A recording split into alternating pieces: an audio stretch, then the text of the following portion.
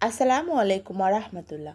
সুপ্রিয় দর্শক মণ্ডলী, আশা করি আপনারা প্রত্যেকেই ভালো আছেন। প্রিয় দর্শক, আজকে এই ভিডিওতে আলোচনা করব কাউকে ক্ষমা করলে আল্লাহ যে পুরস্কার দেন। মানুষ হিসেবে ভুল করা আমাদের স্বভাবজাত। কখনো নিজের দ্বারা কখনো অন্যের দ্বারা ভুল হয়ে যায়। কিন্তু এই ভুলকে কেন্দ্র করে যদি আমরা প্রতিশোধ, রাগ ও বিদ্বেষে জড়িয়ে পড়ি, তাহলে সমাজের শান্তি বজায় রাখা অসম্ভব হয়ে যায়। তাই ইসলাম আমাদের শিখিয়েছেন ক্ষমা, দয়া ও সহনশীলতাই হলো উত্তম পথ। ক্ষমা একটি মহৎ গুণ।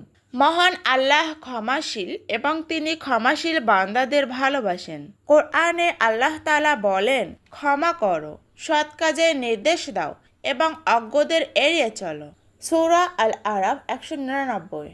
এই আয়াতের ব্যাখ্যায় বলা হয়, যে তোমার সাথে সম্পর্ক ছিন্ন করে তুমি তার সাথে সম্পর্ক বজায় রাখো। যে তোমাকে বঞ্চিত করে তাকে দান করো, আর যে তোমার উপর জুলুম করে তাকে ক্ষমা করো। শিরক ছাড়া সব গুনাহ ক্ষমাযোগ্য। আল্লাহ তাআলা সর্বশক্তিমান হয়েও বান্দাদের প্রতি অত্যন্ত দয়ালু।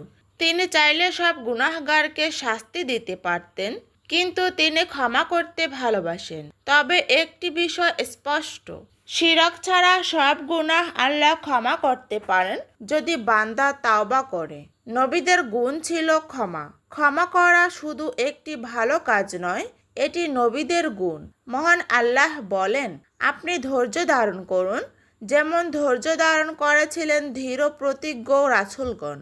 রাসূল সাল্লাল্লাহু আলাইহি সাল্লাম এর জীবন ছিল ক্ষমার অনন্য উদাহরণ। তিনি কখনো ব্যক্তিগত কষ্টের প্রতিশোধ নেননি, বরং সব সময় ক্ষমা করেছেন। ক্ষমাশীলদের আল্লাহ ভালোবাসেন। আল্লাহ তাআলা বলেন, যারা সচ্ছল ও অসচ্ছল উভয় অবস্থায় ব্যয় করে, ক্রোধ সংবরণ করে এবং মানুষকে ক্ষমা করে, আল্লাহ তাদের ভালোবাসেন। সূরা আল ইমরান 134।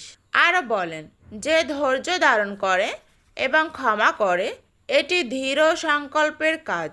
ক্ষমা তাকওয়ার নিকটবর্তী গুণ। ক্ষমা মানুষের অন্তরকে পরিশুদ্ধ করে এবং তাকওয়ার দিকে নিয়ে যায়। আল্লাহ বলেন, ক্ষমা করাই তাকওয়ার নিকটতম। ক্ষমা করলে মর্যাদা বৃদ্ধি পায়। রাসূল সাল্লাল্লাহু আলাইহি সাল্লাম বলেছেন, যে ব্যক্তি ক্ষমা করে আল্লাহ তার মর্যাদা বৃদ্ধি করে দেন।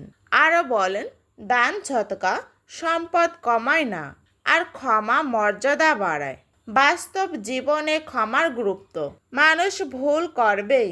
কেউ যদি অনুতপ্ত হয়ে ক্ষমা চায়, তাহলে তাকে ক্ষমা করে দেওয়া উত্তম, যদি এতে বড় কোনো ক্ষতির আশঙ্কা না থাকে। তবে অন্যায়ের বিরুদ্ধে ন্যায়সঙ্গত প্রতিরোধ ও বিচার চাওয়াও ইসলামে বৈধ। আল্লাহ বলেন, মন্দের প্রতিফল অনুরূপ মন্দ, কিন্তু যে ক্ষমা করে এবং আপোস করে তার পুরস্কার আল্লাহর কাছে রয়েছে।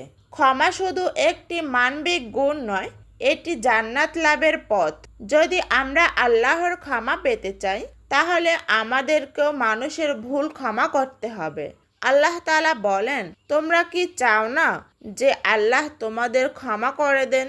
আল্লাহ আমাদের ক্ষমাশীল, ধৈর্যশীল ও দয়ালু বান্দা হিসেবে কবুল করুন। আমিন।